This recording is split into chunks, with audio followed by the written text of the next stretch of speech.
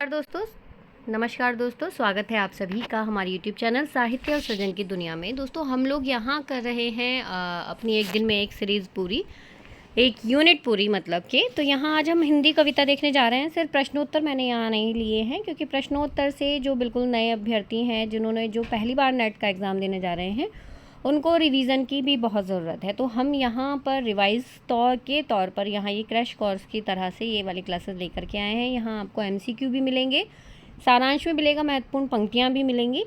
तो शुरू से आखिर तक वीडियो ज़रूर देखिएगा। वीडियो थोड़ी बड़ी हो जाएगी, मैराथन क्लास है, तो मैराथन क्लासेस हमेशा बड़ी ही होती हैं। एक यूनिट एक ही वीडियो में कवर करने के लिए थोड़ी समय हमें ज़रूर चाहिए।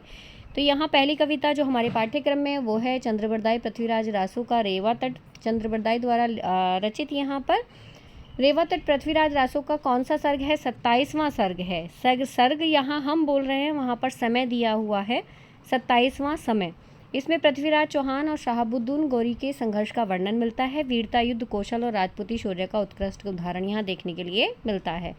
तो रेवा तट पृथ्वीराज रासू का 27वां समय है, ध्यान रखिएगा। यहाँ कुछ महत्वपूर्ण तथ्य जो याद रखने हैं। रचनाकार कौन है? चंद्रबरदाई। ग्रंथ कौन सा है? पृथ्वीराज रासू। रेवा तट 27वां समय है। भाषा इसकी अपभ्रंश है। प्रधान रस यहाँ वीर रस है, तो अपभ्रंश ऐसा ही अपभ्रंश नहीं है, डिंगल पिंगल मिश्रित अपभ्रंश यहाँ आप देखोगे। शैली ओजपूर्ण और वर्णनात्मक है। पृथ्वीराज रासू में 69 सर्ग माने जाते हैं कुल मिलाकर के, ठीक है। तो सर्ग भी पूछे जा सकते हैं, कितने सर्ग हैं? 69 सर्ग हैं। रेवा तट का कथासार हम थोड़ा सा सरल भाषा में यहाँ समझ लेते हैं। तो रेवा तट को हम देखेंगे तो देवगिरी विजय के बाद पृथ्वीराज चौहान अपने सेनापति चमन राय के साथ आखेट यानी शिकार खेलने के लिए रेवा तट जाने का विचार करते हैं।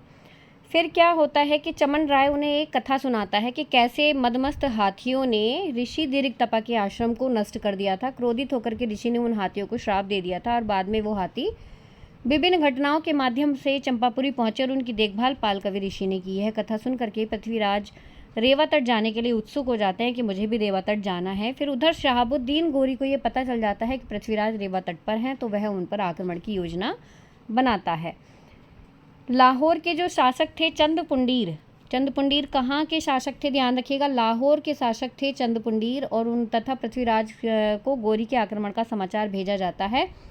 पृथ्वीराज तत्काल युद्ध के लिए प्रस्थान करते हैं। चंदपुंडीर वीरतापूर्वक युद्ध करते हुए वीरगति को प्राप्त हो जाते हैं। इसके बाद पृथ्वीराज और गौरी के बीच भीषण युद्ध होता है। अंततः पृथ्वीराज चौहान विजय प्राप्त करते हैं और गौरी को बंदी बना करके दिल्ली ले जाया जाता है। गौरी को 1 माह 3 दिन की तक कैद में रखा जाता है। कितने दिन कैद में रखा जाता है? 1 महीने 3 दिन तक उसे कैद में रखा जाता है। बाद में उसके अमीरों की विनती पर भारी दंड देकर के उसे छोड़ दिया जाता है। इसकी साहित्यिक विशेषताएं क्या हैं पृथ्वीराज रासू में रेवा तट की? कि वीर रस की प्रधानता है, ओजपूर्ण भाषा है, युद्ध का सजीव चित्रण है, अपभ्रंश भाषा जिसमें हम पहले ही मैं बता चुकी हूँ, डिंगल पिंगल का मिश्रित रूप यहाँ देखने के लिए मिलता है। डिंगल पिंगल राजस्थानी भाषा का शैली का एक रूप है। अरबी, फारसी और तत्सम शब्दों का प्रयोग है। विविध छंदों का प्रयोग, दोहा, छप्पे, कुंडलियाँ यहाँ देखने के लिए मिलती हैं, भुजंगी आदि।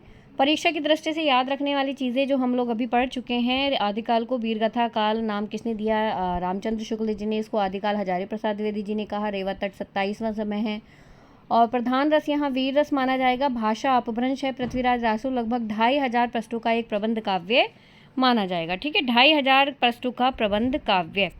कुल समय या सर्ग की संख्या यहाँ 69 मानी जाती है। 69 सर्ग यहाँ दिए गए हैं। रेवा तट किस ग्रंथ का अंश है? पद्मावत का है, पृथ्वीराज रासू का है, बीजक या सूरसागर का है? तो पृथ्वीराज रासू का रेवा तट 27वां सर्ग या 27वां समय माना जाता है। रेवा तट पृथ्वीराज रासू का कौन सा समय है? यहाँ पर 27वां समय। रेवा तट का प्रधान रस क्या है? वीर रस है। रेवा तट की भाषा यदि कोई पूछे तो अपभ्रंश, वही डिंगल पिंगल मिश्रित अपभ्रंश इनकी भाषा मानी जाएगी। गौरी के आक्रमण का समाचार पृथ्वीराज को किसने भेजा था? चंदपुंडीर ने, चमन राय ने, चंदपुंडीर ने, दीर्घतपा ऋषि ने। तो चंदपुंडीर ने ही क्या किया है? समाचार भेजा था, गौरी आक्रमण करने वाला है इस बात का। नेक्स्ट है, युद्ध के बाद गौरी को कहाँ ले जाया गया? दिल्ली ले जाया गया। नेक्स्ट हमारे जो रचनाकार हैं, वो कवि हैं, वो अमीर खुसरो आ जाते हैं। अमीर खुसरो हिंदी साहित्य के आदिकाल के प्रमुख रचनाकार माने जाते हैं। उन्हें भारत की सांस्कृतिक एकता का प्रतीक माना जाता है। फारसी के महान कवि होने के साथ साथ हिंदी भाषा के भी प्रथम कवियों में गिने जाते हैं। ये मतलब गिने जाते हैं। महत्वपूर्ण तथ्य अगर देखा जाए तो इनका जो पूरा नाम है वो बहुत पूछ लिया जाता है दोस्तों। पूरा नाम अबुल फजल अबुल हसन यमीनुद्दीन अमीर खुसरो, ये इनका पूरा नाम है। अक्सर एग्जाम में पूछा गया है पहले भी, फिर भी पूछा जा सकता है। अबुल हसन यमीनुद्दीन अमीर खुसरो, याद रखिएगा। जन्म इनका 1253 ईस्वी के लगभग है। कई जगह पर थोड़ा बहुत चेंज आपको मिल सकता है, कहीं संवत में कोई चीज़ दी होती है, कहीं सन में, तो थोड़ा सा डिफरेंस आ जाता है। यहाँ आप ध्यान रखिएगा। 1253 इनका समय है। जन्म स्थान इनका पटियाली एटा उत्तर प्रदेश है। इनका जन्म स्थान भी याद रखिएगा, पटियाली एटा उत्तर प्रदेश। उपनाम तूतीय हिंद, भारत की बुलबुल भी कहा जाता है। अमीर सैफुद्दीन इनके पिता का नाम है। हजरत निजामुद्दीन औलिया, जो इनके गुरु रहे हैं, उनका नाम हजरत निजामुद्दीन औलिया है। ये भी पूछा जाने वाला प्रश्न है। फारसी और हिंदी भाषा इनकी रही है। मृत्यु इनकी 1325 के लगभग बताई जाती है। साहित्यिक योगदान की यदि बात करें तो इनकी अमीर खुसरो की पहेलियाँ, मुकरियाँ, दोहे, गीतों की रचनाओं ने हिंदवी का प्रारंभिक कवि बना देता है। खड़ी बोली हिंदी का। प्रमुख रचनाओं की यदि बात करें तो इनकी प्रमुख रचनाओं में खालिक बारी, नूह सिपर, तुगलकनामा, ये कुछ प्रमुख रचनाएं हैं जो बार बार पूछी जाती हैं परीक्षा में। खालिक बारी इनका हिंदी फारसी शब्दकोश माना जाता है। इसकी भाषा पूछी जाए खालिक बारी की, तो ये खालिक बारी हिंदी फारसी का है। क्या है ये? काव्य रचना है, शब्दकोश है, तो ये एक शब्दकोश है। यहाँ से 2-3 सवाल आ रहे हैं, देखो ध्यान से इनको समझ लीजिएगा। हिंदी फारसी शब्दकोश इसको माना जाता है। इसमें फारसी शब्दों के हिंदी पर्याय भी दिए गए हैं। यूजीसी नेट में इससे संबंधित प्रश्न अक्सर पूछे गए हैं। पहेलियाँ, मुकरियाँ भी खुसरो के काफ़ी कहना चाहिए प्रभावित करने वाली हैं, वो भी आगे आप लोगों को मिलेंगी। पहेलियाँ क्या होती हैं? ऐसी रचना जिसमें किसी वस्तु का संकेतात्मक वर्णन होता है और उत्तर ढूंढना होता है, वो पहेली होती है। और मुकरी क्या होती है? जिसमें कभी पहले किसी वस्तु की ओर संकेत करता है, अंत में उससे मुकर जाता है, वो मुकरी होती है। अमीर खुसरो का उपनाम क्या है? तूतीय हिंद है। अमीर खुसरो के गुरु कौन थे? निजामुद्दीन औलिया। अमीर खुसरो का जन्म कहाँ हुआ था? पटियाली एटा में। खालिक बारी क्या है? हिंदी फारसी शब्दकोश। अमीर खुसरो मुख्यतः किन भाषाओं के कवि हैं? फारसी और हिंदवी के। और मुकरी किसे कहते हैं? संकेत देकर अंत में उससे मुकर जाने वाली रचना को मुकरी कहते हैं। रिवीजन यहाँ एक बार हम फिर से हमारे सामने है, पर हम इसको देख चुके हैं 2-3 बार, तो रिवाइज आई होप सो हो गया होगा। विद्यापति की बात करें, नेक्स्ट हमारे जो कवि हैं वो विद्यापति हैं। यहाँ हम बात करें अमीर इनकी खुसरो की, तो ये और विद्यापति दोनों आदिकाल और भक्ति काल के बीच के कवि माने जाते हैं। इनको जोड़ने वाली कड़ी हम इन्हें कह सकते हैं। तो विद्यापति की रचनाएं भी अपने आप में बहुत ही महत्वपूर्ण रचनाएं हैं। आदिकाल के प्रसिद्ध कवियों में से एक हैं। उन्हें उनकी मधुर और श्रृंगारपूर्ण पदावली के कारण मैथिल कोकिल भी कहा जाता है। इन्होंने संस्कृत, अवहट और मैथिली तीनों भाषाओं में रचनाएं की हैं। विद्यापति की यहाँ पर तथ्य देख लेते हैं। पूरा नाम विद्यापति ठाकुर। विद्यापति का पूरा नाम ठाकुर है। आगे क्या लगा हुआ सरनेम आप लोगों को नहीं याद हो तो विद्यापति को ठाकुर विद्यापति कहा जाता है। उपनाम इनका मैथिल कोकिल है। लगभग जन्म का समय इनका 1352 ईस्वी है। जन्म स्थान विस्पी गांव, मिथिला, वर्तमान बिहार माना जाता है। पिता गणपति ठाकुर हैं। आश्रयदाता राजा शिव सिंह। इनके आश्रयदाता भी पूछे जा सकते हैं, महत्वपूर्ण पॉइंट है आश्रयदाता, ठीक है। पत्नी इनकी चंदा देवी। लगभग मृत्यु का समय इनका 1448 माना गया है। नेक्स्ट इनके साहित्यिक परिचय को हम देखें तो विद्यापति बहुमुखी प्रतिभा के कवि थे। इन्होंने धर्म, नीति, इतिहास, श्रृंगार, भक्ति जैसे विविध विषयों का लेखन किया है। इनकी सबसे प्रसिद्ध रचना पदावली है, जिसमें राधा कृष्ण के प्रेम का अत्यंत मार्मिक और मधुर चित्रण मिलता है। पदावली की विशेषताएं बताएं तो श्रृंगार का उत्कृष्ट चित्रण यहाँ देखने के लिए मिलता है, जिसमें संयोग और वियोग दोनों अवस्थाओं का सुंदर वर्णन मिलता है। राधा कृष्ण के प्रेम को मानवीय रूप में प्रस्तुत किया गया है। पदावली में श्रृंगार का उत्कृष्ट चित्रण हुआ है। भक्ति और प्रेम का समन्वय देखने के लिए मिलता है, ठीक है। भक्ति और प्रेम का समन्वय, इसमें लौकिक प्रेम इनका और अलौकिक प्रेम दोनों प्रेम मिलते हैं। और इनकी अगर विद्यापति की भक्ति पूछी जाए तो माधुर्य भक्ति का प्रभाव इनकी भक्ति में देखने के लिए मिलता है। भाषा इनकी पदावली की भाषा मुख्यतः मैथिली है और पदावली की भाषा मैथिली है। भाषा सरल और मधुर और गेय यहाँ मानी जा सकती है। संगीतात्मकता इनकी रचनाओं में मिलती है। इनके पदों में अद्भुत लय और गेयता है। और प्रमुख रचनाओं में इनकी जो मैथिली में है वो पदावली है। संस्कृत वाली रचनाओं की बात करें तो संस्कृत में इनकी पुरुष परीक्षा, भू परिक्रमा, गंगा वाक्यवली जो बहुत पूछी जाती है, दुर्गा भक्त तरंगिणी, ये 4 रचनाएं इनकी संस्कृत में है विद्यापति की। अबहट इनकी कीर्तिलता, कीर्ति पताका अबहट में लिखी हुई है। इनकी कीर्तिलता और कीर्ति पताका दोनों अबहट में मानी जाती हैं। तो आपको ध्यान रखना है इनकी पदावली की जो भाषा है वो मैथिली है और जो इनकी कीर्तिलता, कीर्ति पताका की भाषा है वो अबहट है, ठीक है। तो दोनों में अंतर याद रखना, बहुत पूछी जाती है इनकी भाषाओं से संबंधित प्रश्न भी। विद्यापति को मैथिल कोकिल कहा जाता है। इनकी पदावली मैथिली भाषा में रचित है। राजा शिव प्रसाद सेन शिव सिंह के आश्रित कवि थे। ये शिव प्रसाद नहीं, शिव सिंह के आश्रित कवि थे। कीर्तिलता कीर्ति पताका अभट भाषा में रचित है। पदावली राधा कृष्ण के प्रेम का मधुर चित्रण करने इसमें दिखाया गया है। पदावली में विद्यापति की पदावली के महत्वपूर्ण पद और अर्थ अगर हम देखें तो सखी है हमर दुखा नहीं और ई भर बादर बा माह भादर सून मंदिर मोर। इसका सरल अर्थ है कि राधा अपनी सखी से कहती है कि मेरे दुख का कोई अंत नहीं है, भाद्रपद का महीना है, चारों ओर वर्षा हो रही है, लेकिन मेरा घर यानी मेरा हृदय प्रियतम कृष्ण के बिना सूना पड़ा है। तो राधा और कृष्ण के प्रेम की लीला का वर्णन हमें विद्यापति की पदावली में देखने के लिए मिलता है। इस पद में विरह श्रृंगार का अत्यंत मार्मिक चित्रण हुआ है। प्रकृति का सौंदर्य भी राधा को आनंद नहीं देता क्योंकि वो कृष्ण वियोग में व्याकुल है। प्रमुख रस यहाँ अधिकांशतः विप्रलभ यानी वियोग श्रृंगार देखने के लिए मिलता है। भाव भी विरह वेदना है। विशेषता प्रकृति और मन स्थिति का सामंजस्य है। अगला पद है यहाँ पर, मानव हम परिणाम निराशा तुहु जगतारन दीन दया में अति है तोहर विश्वासा। राधा कहती हैं कि हे माधव, मैं जीवन से निराश हो चुकी हूँ। आप संसार के उद्धारक और दीनों पर दया करने वाले हैं, इसलिए मुझे आप पर ही विश्वास है। इस पद में माधुर्य, भक्ति और समर्पण भाव व्यक्त हुआ है। यहाँ लौकिक प्रेम धीरे धीरे आध्यात्मिक भक्ति का रूप ले लेता है। भक्ति एवं आत्मसमर्पण इसका प्रमुख भाव है।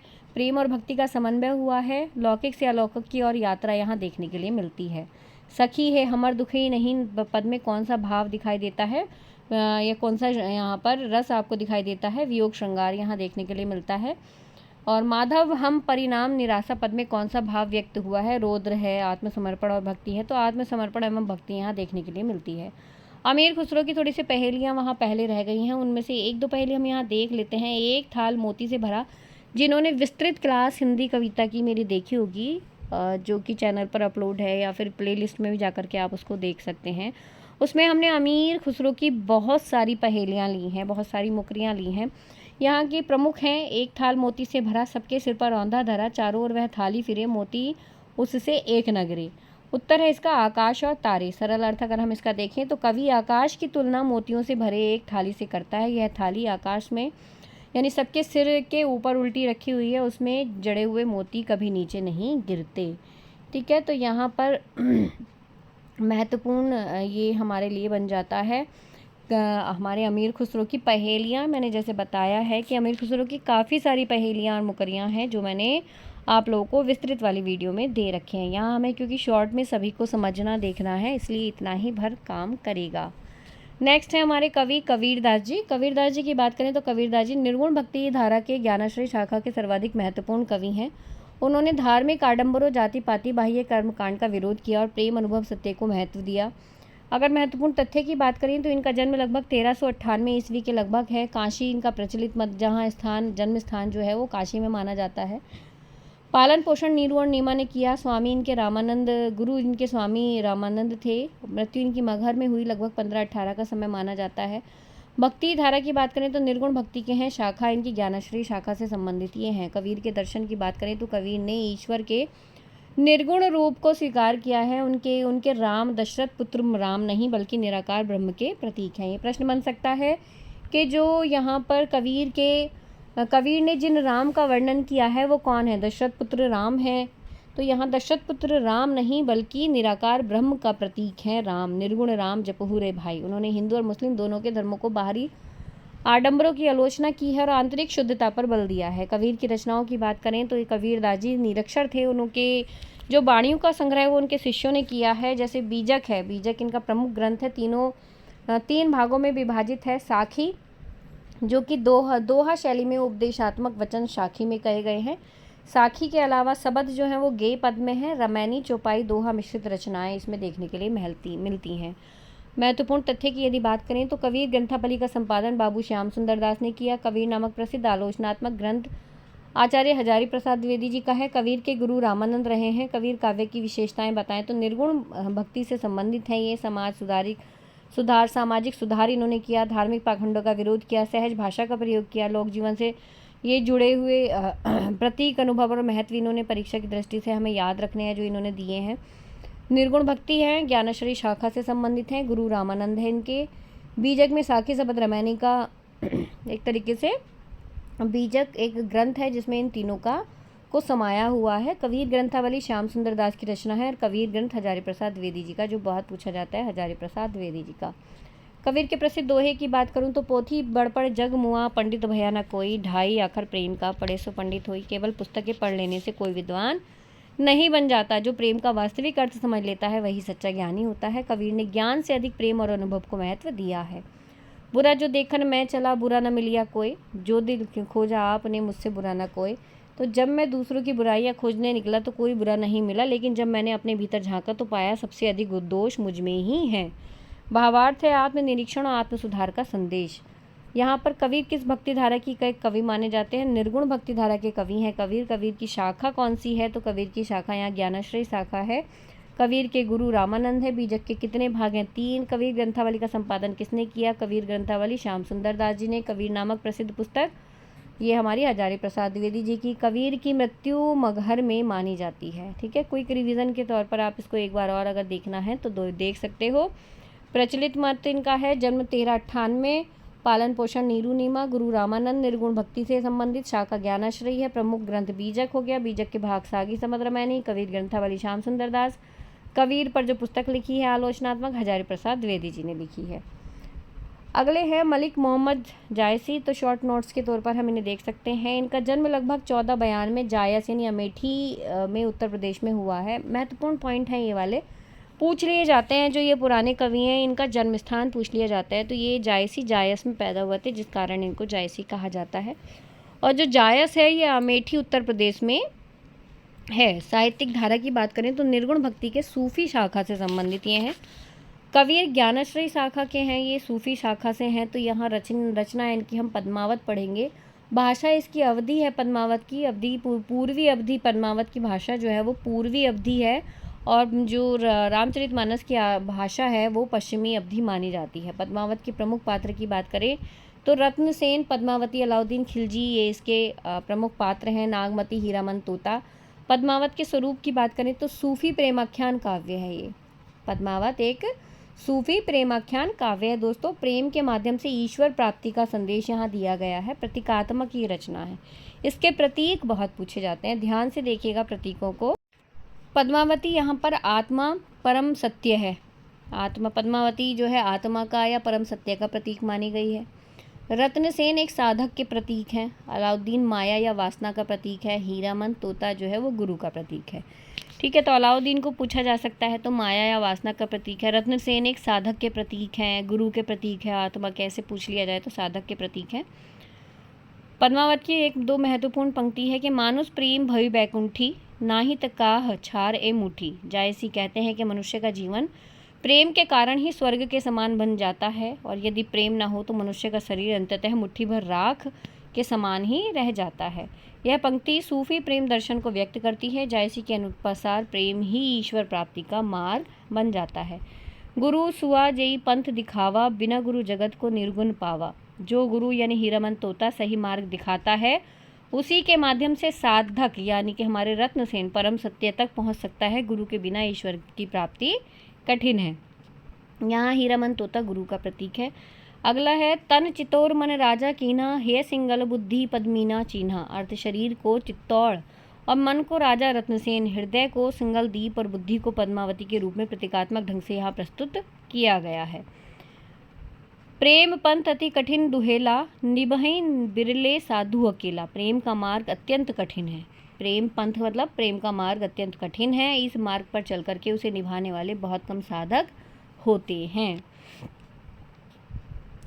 यह सूफी साधना के प्रेम की कठिन साधना का संकेत यहाँ दिया गया है। परीक्षा के लिए याद रखने योग्य बातें ये, पद्मावती आत्मा परम सत्य का प्रतीक है। रत्नसेन साधक का, अलाउद्दीन माया वासना का, हीरामन गुरु का, चित्तौड़ शरीर का प्रतीक माना गया है। मानुष प्रेम भई जो बैकुंठी पंक्ति है इसमें किस भाव को व्यक्त किया गया? वीर रस, नीति, सूफी प्रेम दर्शन या वात्सल्य।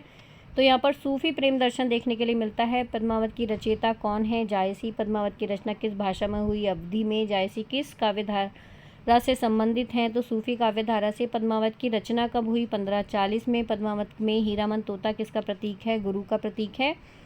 अगले हमारे जो कवि हैं भक्ति काल में, यहाँ कृष्ण भक्ति शाखा से हम जुड़ जाते हैं। सूरदास जी हमारे पाठ्यक्रम में हैं। सूरदास जी, सूरदास जी का बाल कृष्ण की चंचलता मैया मोहि दाऊ बहुत खिजायो, मौसी कहत मोल की लीनो तू जसुमती कब जायो।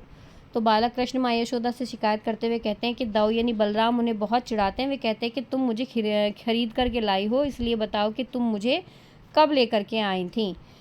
यह पद वात्सल्य रस का उत्कृष्ट उदाहरण है। इसमें बाल कृष्ण की चंचलता और बाल सुलभ मनोवृत्ति का चित्रण यहाँ हुआ है। वात्सल्य भाव यहाँ देखने के लिए मिलता है। शोभित कर नवनीत लिए घुटुरुनी चलत रेणु तन मंडित मुख दधि लेप किए।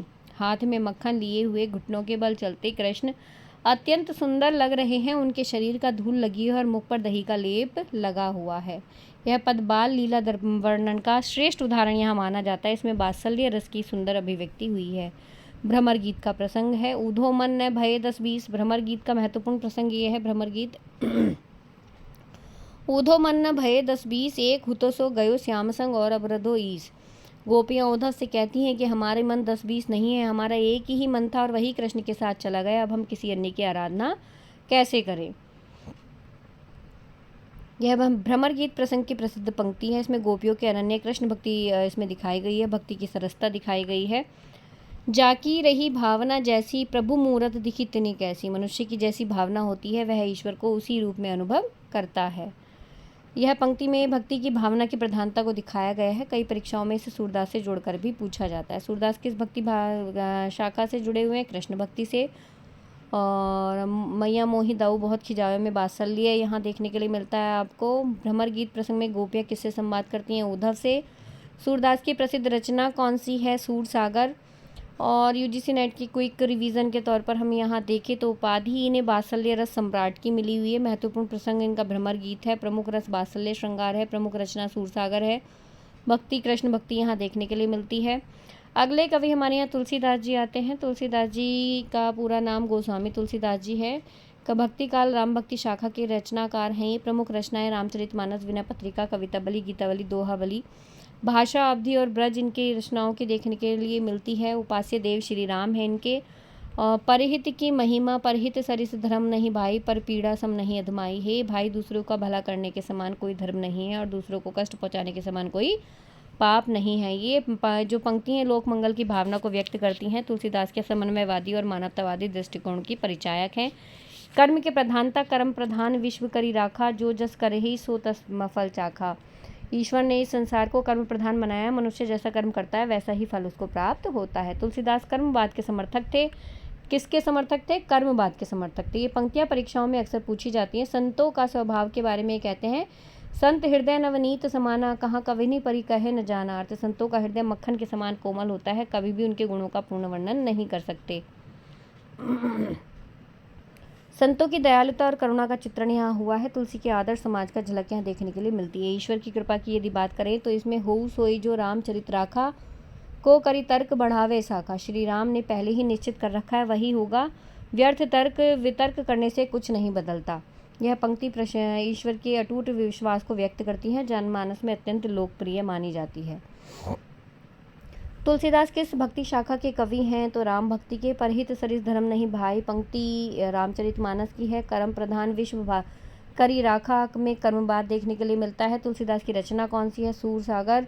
तुलसीदास की रचना कौन सी नहीं है? तो सूर सागर इनकी रचना नहीं है। तुलसीदास की प्रमुख रचना की बात करें तो रामचरितमानस। और यहाँ बिंदु देखो, यहाँ पर राम भक्ति प्रमुख रचना में रामचरितमानस, भाषा, अवधि और ब्रज प्रमुख विचार, लोक मंगल, कर्मवाद, समन्वय, उपास्य देव श्री राम। तुलसीदास के संबंधित प्रश्न प्राय रामचरितमानस के कांडों को लोक मंगल की भावना, कर्मवाद, समन्वयवादी दृष्टि प्रमुख रचनाओं से पूछे जाते हैं। इनके जो 7 कांड हैं उनको क्रम से लगाने के लिए आ जाता है। अब यहाँ मीराबाई की बात कर लेते हैं। मीराबाई को हम देखें तो इनका काल भक्ति काल है। भक्ति शाखा कृष्ण भक्ति शाखा से है मीराबाई। और उनकी मेड़ता राजस्थान से जन्मी हुई है। पति का नाम इनके भोजराज है। उपास्य देव श्री कृष्ण गिरधर गोपाल। भाषा राजस्थानी मिश्रित ब्रज भाषा है। प्रमुख रचनाएं मीरा की पदावली, नरसिंह जी का मायरा, गीत गोविंद का टीका जो कि विवादित है। मीराबाई की महत्वपूर्ण पद की बात करें, पद का अर्थ कृष्ण के प्रति अनन्य प्रेम इनका देखने के लिए मिलता है। मेरे तो गिरधर गोपाल दूसरों न काई, जाके सिर्फ मोर मुकुट मेरे पति सोई। मीराबाई कहती है कि मेरे लिए केवल गिरधर गोपाल ही सब कुछ है, उनके अतिरिक्त मेरा कोई नहीं है। मोर मुकुट धारण करने वाले कृष्ण ही मेरे पति और मेरे आराध्य हैं। यह पद अनन्य कृष्ण भक्ति का उदाहरण देखने के लिए मिलता है। इस पद में विरह की पीड़ा की बात करें तो हेरी मैं तो प्रेम दीवानी, मेरो दर्द न जाने कोई। मीरा कहती है कि मैं प्रेम में पागल हो चुकी हूँ, केवल मेरा हृदय की पीड़ा को कोई नहीं समझ सकता। इस पद में विरह वेदना का मार्मिक चित्रण हुआ है। संसार को त्याग को की बात करें तो संसार का त्याग भी इनकी रचनाओं में देखने के लिए मिलता है। पायो जी मैंने राम रतन धन पायो, वस्तु अमोलक दी मेरे सतगुरु कृपा कर अपनायो। मीरा कहती है मुझे राम रूपी अमूल्य धन प्राप्त हो गया। यह अमूल्य वस्तु मुझे जो प्राप्त हुई है वो गुरु की कृपा से प्राप्त हुई है। पद भक्ति को सर्वोच्च धन मानने की भावना यहाँ व्यक्त करता है। गुरु की महिमा का भी उल्लेख इसमें हुआ है। मीराबाई किस भक्ति शाखा से थी तो कृष्ण भक्ति शाखा से थी। मीराबाई के आराध्य देव कृष्ण है। मेरे तो राम गिरधर गोपाल में माधुर्य भाव देखने के लिए मिलता है। इनकी भक्ति किस भाव की है? मीराबाई की भक्ति किस भाव की है? सूर की भक्ति किस भाव की है? तुलसी की भक्ति किस भाव की है? ये सब पूछा जा सकता है। ध्यान रखना किसकी भक्ति किस भाव की बताई जा रही है। मीरा की भाषा की बात करें तो राजस्थानी मिश्रित ब्रज भाषा मीरा की है। हेरी मैं तो प्रेम दीवानी पद में हम विरह वेदना देखने के लिए मिलती है हमें। तो ये मीराबाई का हो गया। मीराबाई से संबंधित प्रश्न प्राय अनन्य कृष्ण भक्ति, माधुर्य भाव, विरह वेदना, गिरधर गोपाल और मीरा की पदावली से पूछे जाते हैं। अगले हमारे जो कवि हैं वो हैं बिहारी दास। संक्षिप्त बात करें तो इनकी रचनाकार बिहारी लाल हैं, बिहारी सस्सई के, और काल रीतिकाल के हैं। भाषा साहित्यिक ब्रज भाषा है। रीतिकाल तक भाषा साहित्यिक ब्रज थी। छंद दोहा है और लगभग इन्होंने इसमें 700 दोहों का वर्णन सस्सई में देखने के लिए मिलता है। प्रमुख विषय इसका श्रृंगार है, संयोग और वियोग, नीति, भक्ति, प्रकृति चित्रण इनकी इसमें देखने के लिए मिलता है। रचना में विशेषताएं हैं, गागर में सागर भरने की कला इनकी रही है। अल्प शब्दों में गहन भाव, उचित उक्ति, वैचित्र्य, नायिका भेद का सुंदर चित्रण, सूक्ष्म मनोवैज्ञानिक अभिव्यक्ति। प्रसिद्ध दोहा हम इनका एक देख लेते हैं यहाँ पर। कहत नटत रीझत खिजत मिलत खिलत लजियात, भरे मोन में करत है नैनन सो बात। तो नायक नायिका भरे समाज में बिना बोले केवल आंखों के माध्यम से अनेक भाव व्यक्त कर लेते हैं। बिहारी सस्सई के रचयिता बिहारी लाल। बिहारी सस्सई की भाषा ब्रज भाषा। बिहारी सस्सई की प्रमुख रस श्रृंगार। सागर, गागर में सागर किस कवि के लिए प्रसिद्ध है? बिहारी लाल के लिए। जगन्नाथ दास रत्नाकर के दोहों में प्रमुखतः कौन सा भाव मिलता है? भक्ति और श्रृंगार का भाव। घनानंद से संबंधित नेक्स्ट हमारा पाठक घनानंद आ जाते हैं। सारी रचनाएं जितनी भी यहाँ आपको दिखाई जा रही हैं सब हमारे पाठ्यक्रम में है। घनानंद में रीति मुक्त काव्य धारा के कवि घनानंद हैं। इनकी जो भाषा है वो ब्रज है। उपनाम प्रेम और विरह के कवि के नाम से इनको जाना जाता है। मुगल सम्राट मोहम्मद शाह रंगीला के दरबार से संबंधित माने जाते हैं। प्रेमिका सुजान के प्रति उनके प्रेम का उल्लेख जो है वो प्रसिद्ध है। साहित्यिक विशेषताओं की बात करें तो साहित्यिक विशेषताएं यहाँ देखते हैं तो रीतिकाल की रूढ़ियों से हट करके स्वानुभूत प्रेम की अभिव्यक्ति यहाँ देखने के लिए मिलती है। मेरी स्पीड आप लोगों को बहुत तेज़ लग रही होगी एक्चुअली, क्योंकि रिवीजन यहाँ चल रहा है तो रिवाइज के तौर पर हम थोड़ा जल्दी जल्दी यहाँ पढ़ रहे हैं ताकि पूरी यूनिट कवर कर सकें। तो साहित्यिक विशेषताओं की बात करें तो रीतिकाल की रूढ़ियों से हट करके स्वानुभूत प्रेम की अभिव्यक्ति यहाँ देखने के लिए मिलती है। विरह वेदना का अत्यंत मार्मिक चित्रण है। प्रेम की तड़प, व्याकुलता, आत्मीयता, भावों की गहनता, मनोवैज्ञानिक सूक्ष्मता, भाषा सरल, मधुर और प्रभावशाली इनकी देखने के लिए मिलती है। इनकी प्रमुख रचना जो घनानंद की हैं वो सुजान हित, सुजान सागर, विरह लीला, प्रेम पत्रिका, रस केली बली और कृपाकंद निबंध कुछ विद्वानों द्वारा उल्लेखित है ये। तो ये बहुत महत्वपूर्ण इनकी रचनाएं अक्सर पूछ ली जाती हैं। प्रमुख भाव की बात करें तो वियोग, श्रृंगार, प्रेम की निष्कपटता, आत्मनिवेदन, विरहजन्य पीड़ा। प्रसिद्ध पंक्ति और भावार्थ की बात करें तो अति सूदे स्नेह को मार्ग जहाँ नेकु सयानप बांक नहीं। अब प्रेम का मार्ग अत्यंत सरल और पवित्र है। इसमें चतुराई, छल कपट दिखावे का कोई स्थान नहीं होता। तो घनानंद किस काव्य धारा के कवि हैं? रीति मुक्त काव्य धारा के कवि हैं। घनानंद की प्रेमिका का नाम सुजान है। सामने है आप लोगों के स्क्रीन पर। घनानंद की काव्य भाषा क्या है? ब्रज। घनानंद की काव्य का प्रमुख रस कौन सा है? वियोग, श्रृंगार। अति सूदो स्नेह को मारक पंक्ति किस कवि की है? घनानंद की है। दीन भये जिये मीन अधीन, कहाँ कछु को मकुलानी समाने, नीर स्नेही सु जाए कंक, निराश भय कायर त्यागत प्राणे। प्रीति की रीति सुतियों समझे, जड़ मीत के पानी परे को प्रमाणे, या मन के जुदसा घनानंद, जीव की जीवनी जान ही जाने। जीव की जीवनी जान ही जाने यानी दीन भये जिन मीन अधीन, कहाँ कछु को अकुलानी समाने। यानी जिस प्रकार जल के बिना मछली अत्यंत व्याकुल और असहाय हो जाती है, उसी प्रकार प्रिय वियोग में मेरा हृदय भी व्याकुल है। मेरी इस बेचैनी की तुलना किसी और से नहीं की जा सकती है। नीर सनेही सो जाए कंक निराश भय कायर त्यागत प्राणे, यानी जल से प्रेम करने वाली मछली जल से अलग होकर प्राण त्याग देती है, लेकिन कायर व्यक्ति आशा टूटने पर भी जीवित रहता है। प्रीति की रीति सो त्यों समझे जड़ मीति के पानी परे प्राणे, यानी प्रेम की सच्ची रीति वही समझ सकता है जो प्रेम में स्वयं को पूरी तरह समर्पित कर दे। केवल ऊपर ऊपर की मित्रता करने वाले प्रेम की वास्तविक स्वरूप को नहीं समझ सकते। या मन की जुद सा घनानंद जीव की जीवनी जान ही जाने। घनानंद कहते हैं कि मेरे मन की यह विरह विदशा वही समझ सकता है जो स्वयं प्रेम का अनुभव कर चुका हो, दूसरे लोग इसे नहीं समझ सकते। भावार्थ है इसमें, इस पद में घनानंद ने विरह की तीव्र पीड़ा और सच्चे प्रेम की निष्ठा का चित्रण किया है। मछली और जल के उदाहरण के माध्यम से कवि बताते हैं कि सच्चा प्रेम जीवन के समान अनिवार्य होता है। प्रेम वियोग की वेदना का अनुभव केवल वही व्यक्ति कर सकता है जिसने वास्तव में प्रेम किया है। कवि हैं हमारे घनानंद। काव्यधारा रीति मुक्त काव्यधारा के कवि हैं। मुख्य भाव विरह वेदना, निष्कपट प्रेम। अलंकार उदाहरण अलंकार, मीन नीर का उदाहरण दिया है। अनुप्रास अलंकार है। विप्र वल्लभ और श्रृंगार रस हमें देखने के लिए मिलता है। ब्रज भाषा इनके रही है। प्रस्तुत पद में किस रस की प्रधानता है? विप्रलभ श्रृंगार की प्रधानता है। मीन और नीर का उदाहरण किस भाव को व्यक्त करता है? सच्चे प्रेम की अनिवार्यता को। घनानंद किस काव्यधारा के प्रमुख कवि माने जाते हैं? रीति मुक्त काव्यधारा के। मीन नीर का प्रेम घनानंद का विरह अर्थात सच्चा प्रेम जीवन के समान आवश्यक है और उसका प्रयोग असहनीय, उसका जो वियोग है वो असहनीय होता है। तो यहाँ घनानंद रीति मुक्त काव्यधारा के विरह का तीव्र वर्णन, सुजान से प्रेम करते थे। इन्हें विरह का साक्षात कवि भी कहा जाता है।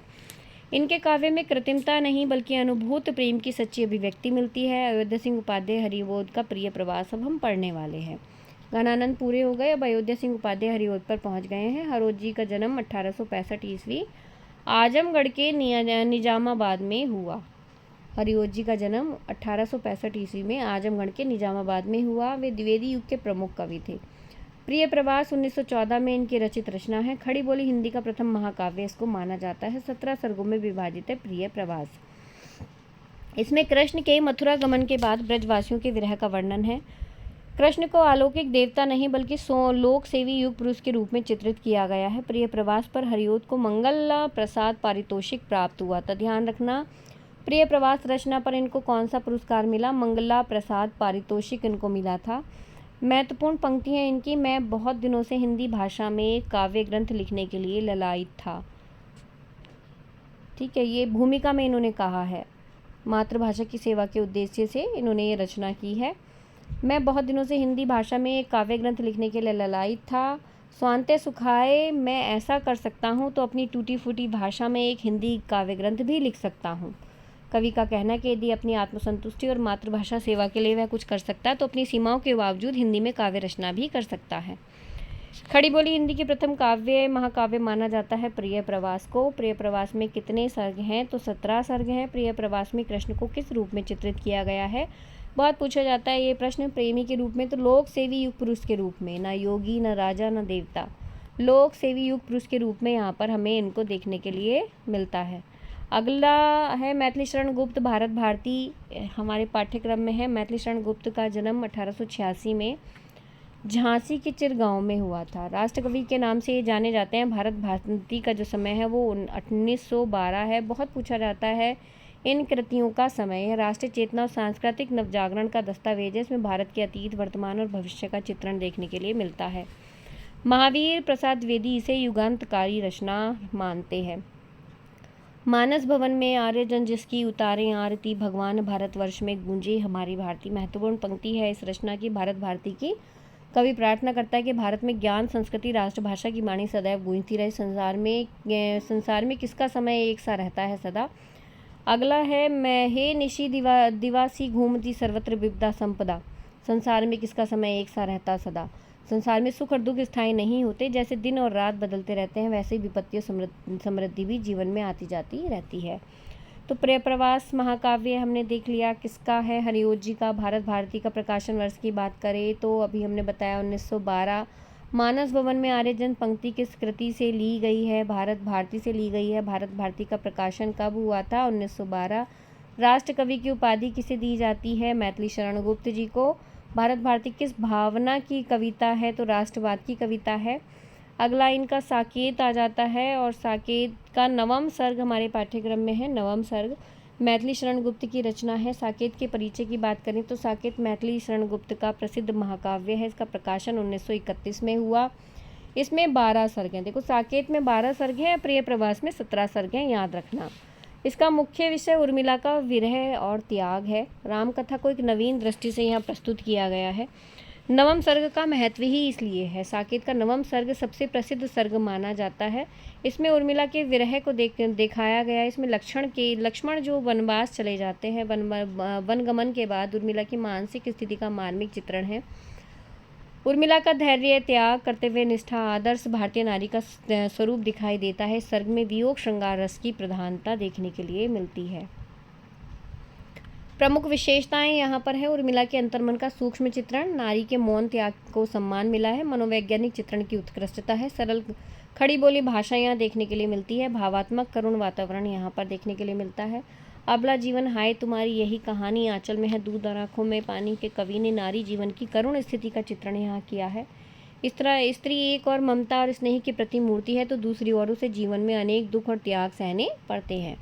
ये पंक्ति परीक्षा में अत्यंत बार पूछी गई है। अगली है, मानस मंदिर में सती पति की प्रतिमा थाप, जलती सी उस विरह में बनी आरती आप।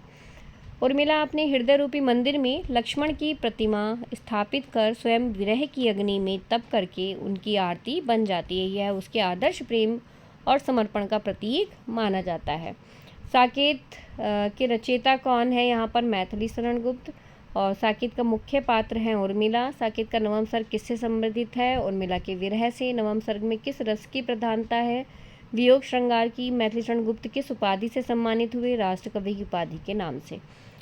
तो यहाँ देखिएगा, रचना साकेत, रचनाकार मैथिली शरण गुप्त, प्रकाशन वर्ष 1931, कुल सर्ग 12, नवम सर्ग उर्मिला है। प्रमुख रस वियोग श्रृंगार और खड़ी बोली भाषा। यहाँ विशेषतः उर्मिला के मौन त्याग का मार्मिक चित्रण हुआ है। भाषा ध्यान रखिएगा। छायावाद की महत्वपूर्ण रचनाओं में, रचनाकारों में अब आ जाते हैं जयशंकर प्रसाद जी पर। हम प्रसाद जी की रचना आंसू हमारे पाठ्यक्रम में लगी हुई है। 1925 इसका समय है। काव्य प्रकार है इसका गीति काव्य, एक प्रकार का गीति काव्य। मूल भाव विरह वेदना और मानवीय संवेदनाएं हैं इसमें व्यक्तिगत पीड़ा को सार्वभौम करुणा का रूप दिखाया गया है।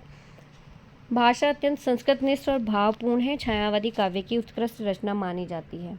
जो घनीभूत पीड़ा थी मस्तक में स्मृति सी छाई, दुर्दिन में आंसू बनकर वह आज बरसने आई। कवि के मन में संचित पीड़ा आंसू के रूप में बाहर प्रकट हो रही है। आंसू किसकी रचना है? प्रसाद की रचना है। अब अगला हमारे हैं यहाँ पर कामायनी रचना, जिसका प्रकाशन वर्ष 1936। इन रचनाओं का सबका प्रकाशन वर्ष याद रखिएगा। काव्य है, महाकाव्य है। महाकाव्य में 15 सर्ग हैं कुल। आधार है मनु और श्रद्धा की कथा। यहाँ पर इसमें आधुनिक हिंदी का सर्वश्रेष्ठ महाकाव्य से माना जाता है। ज्ञान, कर्म, इच्छा का समन्वय इसका मूल संदेश है। श्रद्धा सर्ग की बात करें तो श्रद्धा प्रेम, विश्वास और संवेदना का प्रतीक है। वह मनु के जीवन में आशा और संतुलन लाती है। भारतीय संस्कृति में श्रद्धा के महत्व को दर्शाया गया है। नारी तुम केवल श्रद्धा हो, विश्वास रजत नख पक्तल में। नारी विश्वास, करुणा और प्रेरणा की प्रतीक है। श्रद्धा किसकी प्रतीक है? विश्वास और प्रेम की प्रतीक है।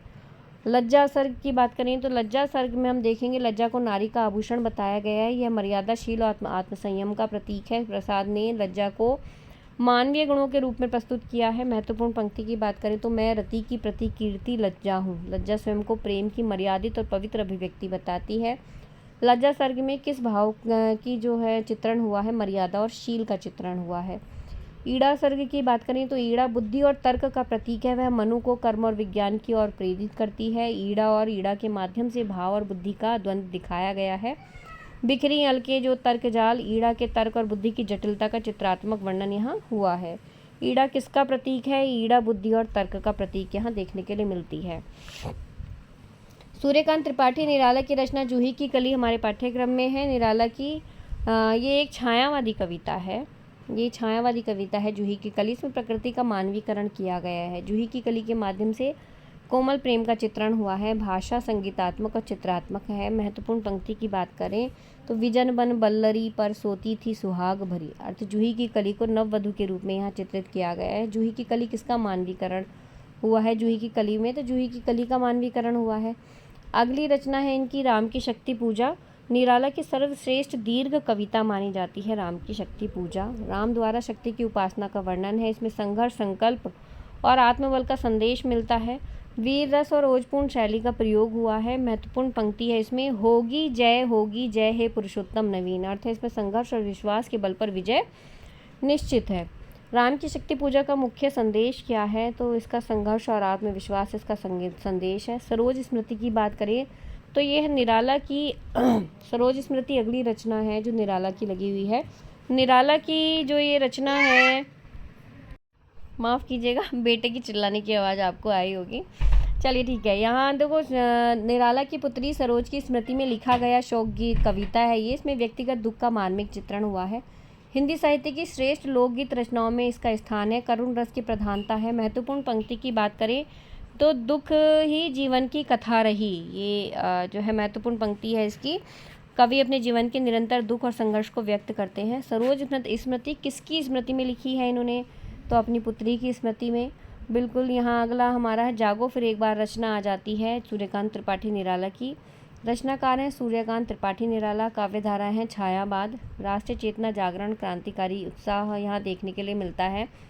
कविता भारतीयों को दास्ता, आलस्य और निराशा से निकल करके जागने का संदेश यहाँ इस कविता में देते हैं। इसमें स्वतंत्रता, आत्मसम्मान, कर्मशीलता का आह्वान किया गया है। ओजपूर्ण भाषा और प्रेरणादायक शैली इसकी प्रमुख विशेषता रही है। जागो फिर एक बार यानी कवि देशवासियों को पुनः जागृत होकर के अपने कर्तव्य का पालन करने के लिए, राष्ट्रीय उत्थान के लिए आगे बढ़ने का संदेश देता है। तुम हो महान, तुम सदा हो महान। निराला भारतीय जनता को उनकी शक्ति और गौरव का स्मरण कराते हुए आत्मविश्वास जगाते हैं। जागो फिर एक बार के रचनाकार कौन है हमारे? तो यहाँ निराला जी हैं। जागो फिर एक बार कविता का प्रमुख भाव क्या है? राष्ट्रीय जागरण। इस कविता में कवि किसका आह्वान करते हैं? राष्ट्रीय चेतना और कर्म का आह्वान करता है। जागो फिर एक बार की भाषा शैली की बात की जाए तो ओजपूर्ण और प्रेरणात्मक शैली इसकी है। रचनाकांत सूर्यकांत त्रिपाठी निराला। प्रमुख भाव राष्ट्रीय चेतना, जागरण, शैली ओजपूर्ण, प्रेरक। संदेश है इसमें आत्मविश्वास, कर्म, राष्ट्रीय निर्माण का आह्वान। महत्व है निराला की राष्ट्रीय चेतना से युक्त महत्वपूर्ण कविताओं का। राम की शक्ति पूजा सूर्यकांत त्रिपाठी निराला की रचना है। और यहाँ बात करें तो सूर्यकांत त्रिपाठी निराला ने इसकी जो रचना की 1936 में की है, हमने देख लिए। फिर भी दीर्घ प्रगीत के रूप में, ये लंबी कविता के रूप में यहाँ हमारे सामने आती है राम की शक्ति पूजा। राम रावण युद्ध से पूर्व की घटना को आधार बनाया गया है राम की शक्ति पूजा में। मुख्य विषय है संघर्ष, आत्मबल, शक्ति साधन और विजय की आकांक्षा। निराला ने राम को अलौकिक देवता नहीं बल्कि संघर्षशील मानव के रूप में प्रस्तुत किया है। यह कविता विपरीत परिस्थितियों में धैर्य और संकल्प को का संदेश देती है। इसमें वीर रस, करुण और ओजपूर्ण शैली का सुंदर समन्वय दिया गया है। राम की शक्ति पूजा में हम देखेंगे रावण से युद्ध में सफलता न मिलने पर राम चिंतित हो जाते हैं। फिर जाम्बवान के सुझाव पर वे आदिशक्ति दुर्गा की आराधना करते हैं। पूजा के लिए उन्हें 108 नीलकमल अर्पित करने होते हैं। कितने कमल? नीलकमल 108, लेकिन एक कम पड़ जाता है। तब राम अपना कमल नयनिनी नेत्र अर्पित करने का निश्चय करते हैं और उनके त्याग और दृढ़ संकल्प से प्रसन्न होकर के देवी प्रकट होती है और उन्हें विजय का आशीर्वाद देती है। ठीक है। राम की शक्ति पूजा की प्रमुख जो सार है उसमें ये महत्वपूर्ण पॉइंट है। आराधना का दृढ़ आराधन से दो उत्तर, तुम वरो विजय संयत प्राणों से प्राणों पर। कवि का संदेश है कि सच्ची साधना का उत्तर दृढ़ संकल्प और निरंतर प्रयास से देना चाहिए। आत्मसंयम और धैर्य से ही विजय प्राप्त होती है। होगी जय हे पुरुषोत्तम नवीन। तो यहाँ देवी राम को आशीर्वाद देती हैं कि सत्य, साहस और शक्ति के मार्ग पर चलने वालों की विजय निश्चित है। राम की शक्ति पूजा के रचनाकार निराला जी हैं। शक्ति पूजा का समय 1936 है। राम की शक्ति पूजा का समय बहुत पूछा जाता है। दरअसल इनकी रचनाओं का समय पूछा जाता है, उनको क्रम से लगाने के लिए भी आ जाता है, तो ध्यान रखिएगा। राम की शक्ति पूजा का परामर्श किसने दिया था? जाम्बवान ने दिया था। पूजा के लिए कितने नीलकमलों की आवश्यकता थी? 108। एक नीलकमल पड़ने पर राम क्या करने के लिए तैयार थे? अपना नेत्र अर्पित करने के लिए तैयार थे। राम की शक्ति पूजा का मूल संदेश क्या है? संघर्ष, संकल्प और आत्मबल। रचनाकार सूर्यकांत त्रिपाठी निराला। प्रकाशन 1936। काव्यधारा छायावाद। काव्य रूप दीर्घ प्रगीत। आधार राम रावण युद्ध से पूर्व शक्ति की आराधना। प्रमुख पात्र हैं राम, जाम्बवान, आदिशक्ति। प्रमुख रस है वीर रस। संदेश है दृढ़ संकल्प, आत्मबल और शक्ति साधना से विजय प्राप्त होती है। राम की शक्ति पूजा में राम का स्वरूप कैसे चित्रित हुआ है? तो संघर्षशील, मानवीय एवं कर्मशील नायक के रूप में यहाँ पर हम राम को देख सकते हैं। नेक्स्ट हम यहाँ देखते हैं कुकुरमुत्ता, जो कि निराला की नेक्स्ट रचना हमारे पाठ्यक्रम में है। यह कविता प्रगतिवादी चेतना से जुड़ी मानी जाती है। इसमें कुकुरमुत्ता जंगली मशरूम को साधारण और उपेक्षित वर्ग का प्रतीक बनाया गया है। कविता में पूंजीवादी और सामंती मानसिकता का व्यंग्य किया गया है। निराला ने गुलाब और कुकुरमुत्ता के माध्यम से अभिजातीय वर्ग और श्रमजीवी वर्ग का अंतर यहाँ दिखाया है। गुलाब यानी अभिजातीय वर्ग और कुकुरमुत्ता यानी श्रमजीवी वर्ग, इसका यहाँ पर अंतर दिखाया है। भाषा बहुत सरल है, व्यंग्यात्मक और जनवादी है। कुकुरमुत्ता कविता के रचनाकार निराला है। अगली रचना है हमारी बांधो न नाव ठाव बंधु। ये सूर्यकांत त्रिपाठी निराला की महत्वपूर्ण रचना है। निराला ने काव्य का संग्रह अनामिका में संकलित है। बांधो न नाव अनामिका में संकलित है। इसमें कवि के अतीत की स्मृतियों और विरह भावना को व्यक्त किया गया है। यह स्थान मुझे प्रिय की याद दिलाता है। इस कारण कवि नाव न बांधने का आग्रह करता है। कविता में स्मृति, करुणा और भावुकता का सुंदर समन्वय मिलता है। भाषा अत्यंत संगीतात्मक और चित्रात्मक है। प्रसिद्ध पंक्ति की बात करें तो बांधो न नाव इस ठाव बंधु, पूछेगा सारा गाँव बंधु। अर्थ है, कवि अपने साथी से कहता है कि इस स्थान पर नाव मत बांधो, क्योंकि यह स्थान पुरानी स्मृतियों से जुड़ा है और गाँव के लोग प्रश्न करेंगे, जिससे हृदय की पीड़ा फिर जाग उठेगी। बांधो न नाव इस ठाव बंधु कविता का प्रमुख भाव क्या है? स्मृति और विरह की करुण अनुभूति। निराला की कविता कुकुरमुत्ता में सामाजिक विद्रोह और व्यंग्य है, जबकि बांधो न नाव इस ठाव में स्मृति और करुणा भाव ही प्रमुख है। ठीक है, इनका सामाजिक विद्रोह और व्यंग्य देखने के लिए मिलता है कुकुरमुत्ता में, और बांधो न नाव में स्मृति और करुणा का भाव है। रचनाकार हम यहाँ देखते चले जाएंगे। यहाँ उनकी विशेष तथ्य भी देखेंगे। आंसू जो है वो जयशंकर प्रसाद जी की है। विरह और करुणा का गीति काव्य इसको कहा जाता है। कामायनी जयशंकर प्रसाद जी की है। आधुनिक हिंदी का महाकाव्य इसे कहा जाता है। श्रद्धा जो कि कामायनी के अंतर्गत आती है जयशंकर प्रसाद जी की। विश्वास और प्रेम का प्रतीक श्रद्धा को माना गया है। लज्जा को शील और मर्यादा का प्रतीक माना गया है। ईड़ा को बुद्धि और तर्क का प्रतीक माना गया है। जूही की कली को प्रकृति का मानवीकरण करा गया है। इसमें राम की शक्ति पूजा में संघर्ष और शक्ति की प्रसाधना माना गया है। सरोज स्मृति में को हिंदी का प्रसिद्ध शोकगीत कहा जाता है। कामायनी का मूल संदेश क्या है? केवल भक्ति, केवल बुद्धि, या ज्ञान, धर्म और इच्छा का समन्वय, या केवल विरक्ति? तो ज्ञान, कर्म और इच्छा का समन्वय।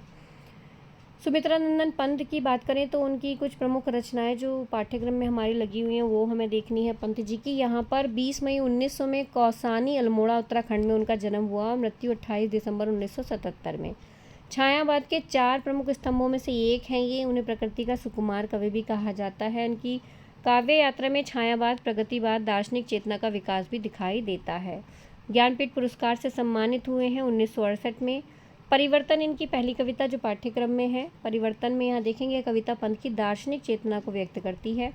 कौन सी चेतना को? दार्शनिक चेतना को। इसमें संसार की परिवर्तनशीलता को जीवन का शाश्वत सत्य बताया गया है कि जो परिवर्तनशीलता है वो जीवन का शाश्वत सत्य है, यानी जीवन में परिवर्तन होते रहते हैं।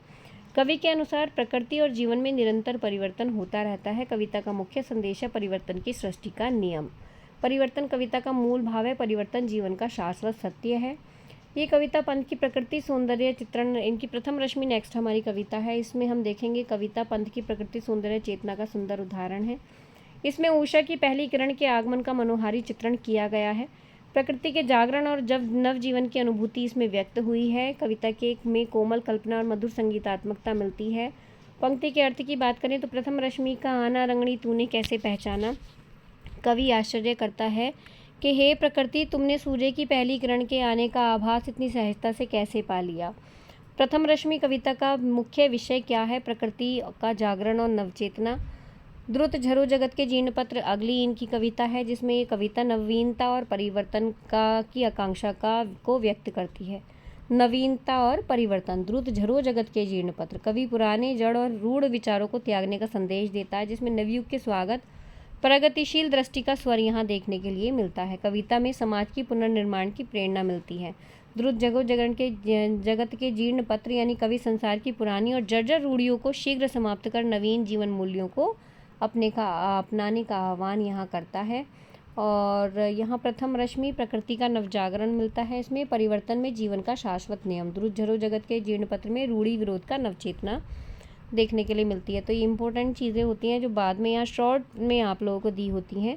अगली आ गई हमारी महादेवी वर्मा जी, और इनके महत्वपूर्ण तथ्य हम यहाँ देख लेते हैं। इनका जो जन्म है वो 26 मार्च 1907 फर्रुखाबाद उत्तर प्रदेश में हुआ।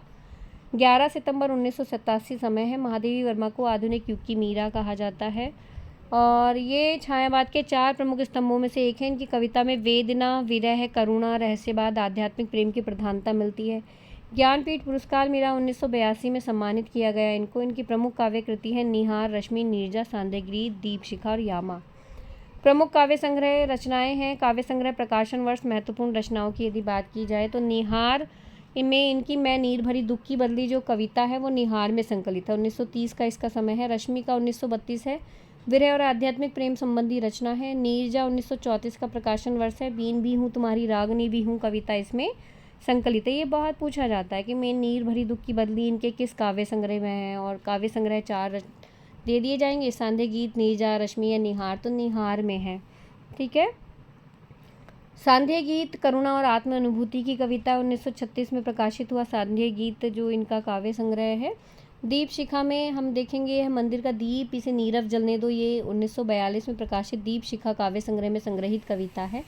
यामा में संकलित जो इनके संस्करण है, संकलित संस्करण में निहार, रश्मि, नीरजा और सांध्य गीत का संस्करण हमें देखने के लिए मिलता है। इनकी जो रचना है बीन भी हूँ मैं तुम्हारी रागनी भी हूँ। महत्वपूर्ण तथ्यों की बात करें तो यह कविता महादेवी वर्मा के आत्मसमर्पण और आध्यात्मिक प्रेम की भावना को व्यक्त करती है।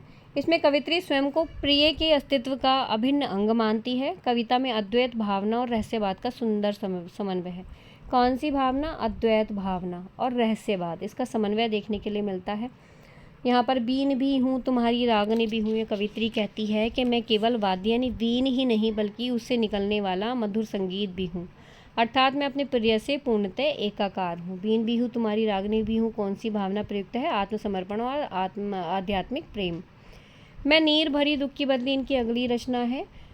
यह महादेवी वर्मा की सर्वाधिक प्रसिद्ध कविताओं में से एक है। इसमें कवित्री ने अपने जीवन की वेदना और करुणा को की अभिव्यक्ति की है। नीर भरी दुख की बदली में बादल का प्रतीक आत्म पीड़ा को का द्योतक है। कविता में करुण रस की प्रधानता देखने के लिए मिलती है। मैं नीर भरी दुख की बदली अर्थ है कवित्री स्वयं को दुख के जल से भरे हुए बादल के समान बताती है जो अपने भीतर अथाह पीड़ा समेटे हुए है। मैं नीर भरी दुख की बदली में बदली किसका प्रतीक है? आत्मवेदना और करुणा का प्रतीक है। अगली रचना है इनकी फिर विकल हों प्राण मेरे। इस कविता में विरह और प्रिय मिलन की उत्कंठा व्यक्त हुई है। कवित्री का जो मन है वो प्रिय के अभाव में व्याकुल है। फिर विकल है प्राण मेरे, इसमें छायावादी संवेदनशीलता और रहस्यात्मक प्रेम का स्वर मिलता है, और प्रिय के वियोग में कवित्री के प्राण पुनः व्याकुल और बेचैन हो उठे हैं। प्रमुख भाव इसमें विरह वेदना है। अगली इनकी कविता है यह मंदिर का दीप इसे नीरव जलने दो। यह कविता त्याग, साधना और आत्मनिष्ठा की भावना को व्यक्त करती है। दीप यहाँ आत्मा, देख लेना, दीप यहाँ आत्मा, साधना और जीवन ज्योति का प्रतीक है। कवित्री बाहरी प्रदर्शन के बजाय शांत साधना का संदेश देती है। यह मंदिर का दीप इसे नीरव जलने दो। जीवन दीप को बिना किसी दिखावे के मौन भाव से अपने कर्तव्य और साधना में निरंतर जलते रहने देना चाहिए। यह मंदिर का दीप इसे नीरव जलने दो में दीप किसका प्रतीक है? आत्म साधना और जीवन ज्योति का प्रतीक यहाँ दीप रहा दिखाया गया है।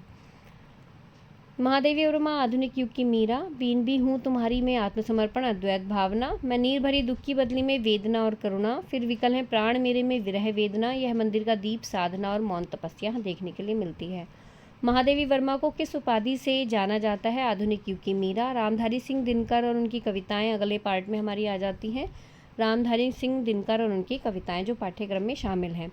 दिनकर के समय की बात करें तो इनका जन्म 23 सितंबर 1908 सिमरिया बिहार में हुआ। मृत्यु 24 अप्रैल 1974 में। इन्हें राष्ट्रकवि कहा जाता है। रचनाओं में राष्ट्रीय चेतना, वीर रस, मानवतावाद और सांस्कृतिक दृष्टि का समन्वय देखने के लिए मिलता है। इन्हें ज्ञानपीठ पुरस्कार मिला उर्वशी के लिए 1972 में। महत्वपूर्ण पॉइंट है, ध्यान रखिएगा। उर्वशी के लिए 1972 में इन्हें ज्ञानपीठ पुरस्कार मिला। उर्वशी का तृतीय अंक हमारे पाठ्यक्रम में है। उर्वशी एक प्रसिद्ध गीति नाट्य काव्य है। इसका आधार पुरूरवा और उर्वशी की पौराणिक प्रेम कथा है। पुरूरवा और उर्वशी की पौराणिक प्रेम कथा है। तृतीय अंक में प्रेम, सौंदर्य, काम और अध्यात्म के बीच द्वंद्व का चित्रण मिलता है। दिनकर ने इसमें मानवीय प्रेम को केवल शारीरिक नहीं बल्कि आध्यात्मिक उत्कर्ष का माध्यम माना है। इस कृति के लिए दिनकर को ज्ञानपीठ पुरस्कार मिला। देह प्रेम की जन्मभूमि है, पर उसके विचरण की सारी लीला भूमि नहीं सीमित है रुधिर त्वचा तक। प्रेम का आरंभ शरीर से हो सकता है, लेकिन उसका अंतिम उद्देश्य केवल शारीरिक आकर्षण नहीं बल्कि आत्मिक ऊंचाई प्राप्त करना भी है। उर्वशी किस प्रकार की कृति है? गीति नाट्य काव्य है, याद रखिएगा, इसका प्रकार पूछ लिया जाता है अक्सर परीक्षा में। रश्मि रथी तृतीय सर्ग हमारा ये दिनकर जी का है, खंड काव्य है। इसमें नायक महाभारत के कर्ण हैं, इसमें नायक जो है वो महाभारत के कर्ण है रश्मि रथी में। तृतीय सर्ग में कर्ण की दानशीलता, स्वाभिमान, व्यक्तित्व की महानता का चित्रण किया गया। आप लोगों को ध्यान रखना है पाठ्यक्रम में कोई रचना लगी है, कहाँ से कहाँ तक के दोहे हैं, कौन सी रचना। इसीलिए मैं बोलती हूँ कि ना सिलेबस बहुत अच्छे से हमें याद होना चाहिए, सिलेबस का याद होना बहुत ज़रूरी है। उससे हमें पता होता है कि कौन सी रचना हमारे पाठ्यक्रम में है, तो उस रचना से संबंधित चीज़ों को हम अच्छे से याद कर लें। तो तृतीय सर्ग यहाँ पर है रश्मि रथी का। इसमें रश्मि रथी में के तृतीय सर्ग में कर्ण की दानशीलता, स्वाभिमान और व्यक्तित्व की महानता का चित्रण किया गया है। इसमें कर्ण और कृष्ण के संवाद के माध्यम से जाति व्यवस्था पर प्रश्न चिन्ह लगाया गया है। तो किसके बीच में संवाद है? कृष्ण और कर्ण और कृष्ण के बीच में। दिनकर ने कर्ण को संघर्षशील उपेक्षित नायक के रूप में प्रस्तुत किया है। जाति जाति रटते जिनकी पूंजी केवल पाखंड। कवि उन लोगों की आलोचना करते हैं कि मनुष्य के गुणों के बजाय केवल जाति के आधार पर उसका मूल्यांकन करते हैं। रश्मि रथी का नायक कौन है? कर्ण है। और यहाँ पर कुछ कृति विधा प्रमुख भाव है, जैसे उर्वशी है वो गीति नाट्य काव्य है। उर्वशी गीति नाट्य काव्य है, प्रेम सौंदर्य और आध्यात्म देखने के लिए मिलता है। रश्मि रथी एक खंड काव्य है और उसमें कर्ण का स्वाभिमान, दानशीलता, मानवतावाद यहाँ देखने के लिए मिलती है। रामधारी सिंह दिनकर को ज्ञानपीठ पुरस्कार किस कृति के लिए मिला? उर्वशी के लिए मिला। अगले जो रचनाकार हैं वो है नागार्जुन। वास्तविक नाम है इनका वैद्यनाथ मिश्र, उपनाम है नागार्जुन या यात्री। जन्म है 30 जून 1911, तरोनी मधुबनी बिहार से। मृत्यु 1998 में हुई इनकी। और इन्हें जन कवि कहा जाता है। इनकी कविताओं में किसान, मजदूर, शोषित वर्ग, नवजन जीवन की समस्याओं का चित्रण मिलता है। भाषा सरल है, जनभाषा तथा व्यंग्यपूर्ण है। नागार्जुन प्रगतिशील चेतना के प्रमुख कवि माने जाते हैं। इनकी रचनाओं की बात करें तो कालिदास हमारी पाठ्यक्रम में है। इस कविता में कवि ने महाकवि कालिदास के संवाद स्थापित किया है। कवि यह जानना चाहता है कि कालिदास ने अपने काव्य में विरह और पीड़ा का इतना मार्मिक चित्रण कैसे किया है। इसमें अतीत और वर्तमान का सुंदर समन्वय देखने के लिए मिलता है। कालिदास की संवेदनशीलता के प्रति कवि का सम्मान व्यक्त हुआ है। कालिदास सच सच बतलाना, इंदुमती के मृत्यु शोक से, अज रोया था या तुम रोए थे। तो कालिदास ने जितना सुंदर वर्णन यहाँ किया है, इस मतलब कालिदास का जो वर्णन यहाँ इतना सुंदर यहाँ किया है नागार्जुन ने, तो कहते हैं कि सच सच बतलाना कि कालिदास रोए थे या तुम रोए थे। यहाँ पर कवि से तो इंदुमती की मृत्यु शोक से अज रोया था या तुम रोए थे। कवि पूछता है रघुवंश में वर्णित शोक वास्तव में पात्र का था या स्वयं कालिदास की अनुभूति का था। नागार्जुन ने कालिदास कविता में किससे संवाद किया है? तुलसीदास से, कालिदास से। कालिदास से संवाद किया है। कालिदास कविता का प्रमुख भाव क्या है? संवेदनशीलता और विरह।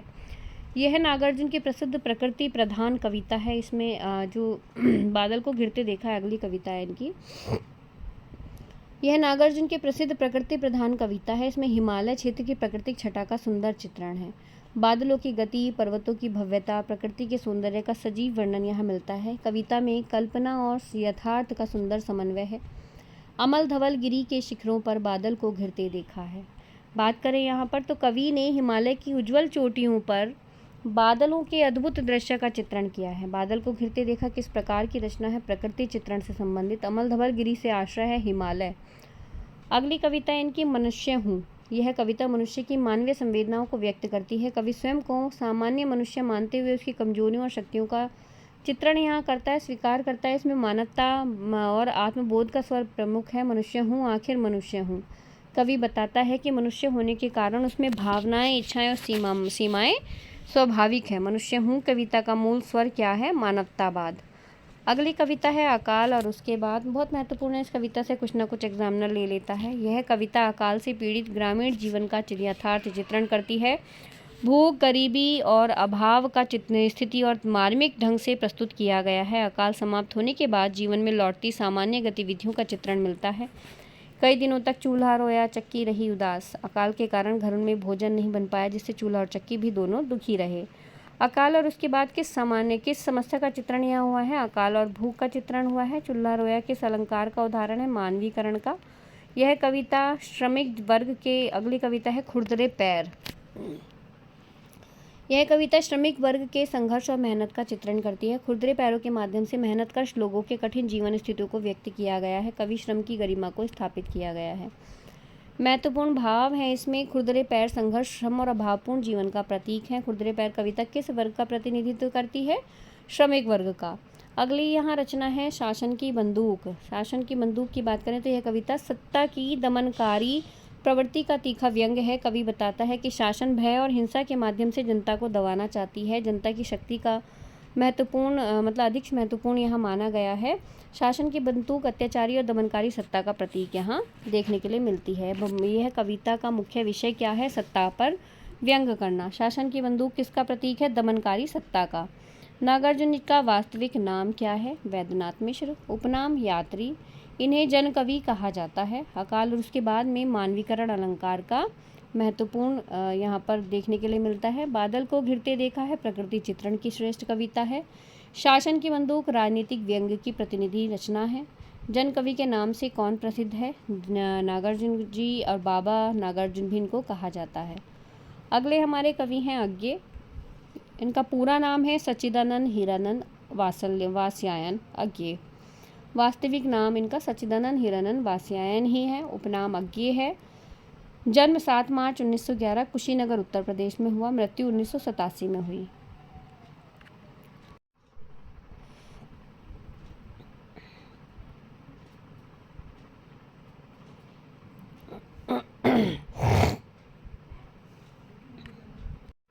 कितनी नावों में कितनी बार, जो हमारी अगली रचना यहाँ पर है, ठीक है। कितनी नावों में कितनी बार, यह आगे का प्रसिद्ध काव्य संग्रह है यहाँ पर।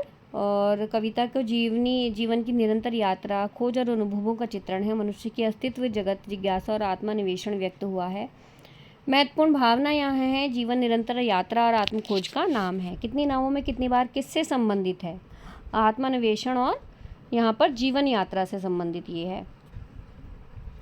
वास्तविक नाम सच्चिदानंद हीरानंद वात्स्यायन। उपनाम अज्ञे। प्रयोगवाद और के प्रवर्तक माने जाते हैं। तार सप्तक 1943 के संपादक हैं। दीप अकेला में दीप व्यक्ति का प्रतीक है। असाध्य वीणा के साधक का नाम प्रेमवद है। कितनी नावों में कितनी बार को 1964 में साहित्य अकादमी पुरस्कार प्राप्त हुआ। 1964 में कितनी नावों में कितनी बार, परीक्षा में बार बार पूछा जाता है। प्रयोगवाद का प्रवर्तक अज्ञे को माना जाता है। तार सप्तक के संपादक अज्ञे हैं। असाध्य वीणा का नायक कौन है? प्रेमवद है।